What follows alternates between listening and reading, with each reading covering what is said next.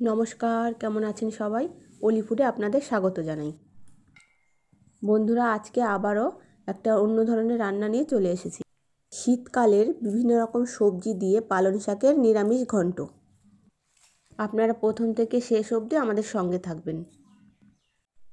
কচি কচি শীষ পালং শাক আমি সুন্দর করে ছোট ছোট করে কেটে নিয়েছি, আর এখানে শিম আর গাজরও কেটে নিয়েছি, সঙ্গে দুটো আলুও দেবো।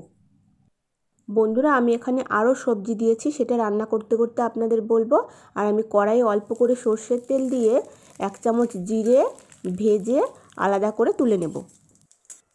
ওই একই কড়াইতে আরেকটু সর্ষের তেল দিয়ে শুকনো লঙ্কা, তেজপাতা আর সামান্য পরিমাণে 5 ফোড়ন, বেটে রাখা আদা ফোড়নে দিয়েছি।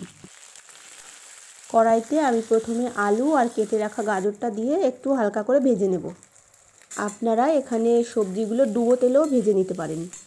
সবজি ভাজার সময় সামান্য একটু লবণ দিলে সবজিটা তাড়াতাড়ি সিদ্ধ হয়ে যায়। 2 মিনিট মতো আমি ঢাকা দিয়ে রেখেছিলাম আঁচ কমিয়ে। এবার ঢাকনাটা তুলে নেব, ভালো করে নাড়াচাড়া করে মিশিয়ে দেব। আর আমি যে সবজিগুলো কেটে রেখেছিলাম সেগুলো এবার একে একে দেব। প্রথমে একটু বড় বড় টুকরো করে আমি বিনস কেটে রেখেছি, সেটা দেব।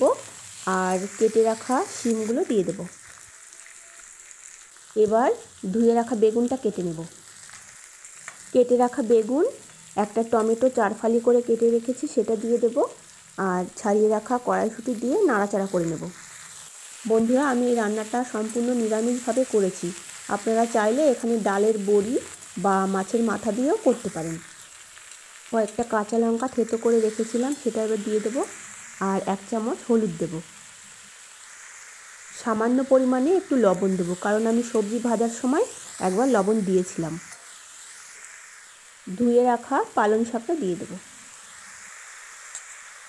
ঢাকনা দিয়ে ঢাকা দিয়ে দেবো। ঢাকনাটা তুলে একটু নাড়াচাড়া করে নেব। আবার একবার ঢাকা দিয়েছিলাম বন্ধুরা, আমি আঁচ কমিয়ে বারবার এভাবে ঢাকা দিয়ে দিয়ে রান্নাটা করব। এই রান্নাটার মধ্যে আপনারা আরও অন্য অন্য সবজিও দিতে পারেন। একদম সাধারণ একটা রান্না, কিন্তু খেতে অসাধারণ লাগে। এই রান্নাটা আপনারা গরম ভাত, রুটি, পরোটার সাথে খেতে পারেন।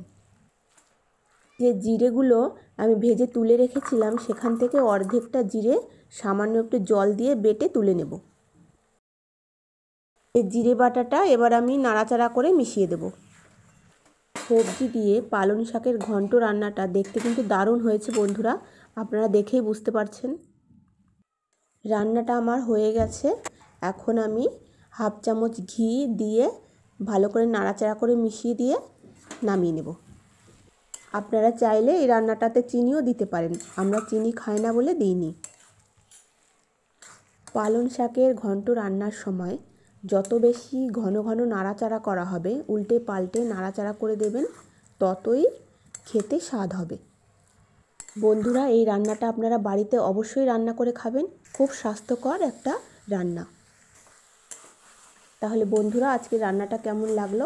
ভালো লাগলে অবশ্যই লাইক করবেন আর সাবস্ক্রাইব করে আমাদের পাশে থাকবেন। তাহলে বন্ধুরা, আজ এই পর্যন্তই। দেখা হবে অন্য কোনো দিন নতুন একটি রেসিপির সাথে। আপনারা সবাই ভালো থাকবেন, সুস্থ থাকবেন। ধন্যবাদ।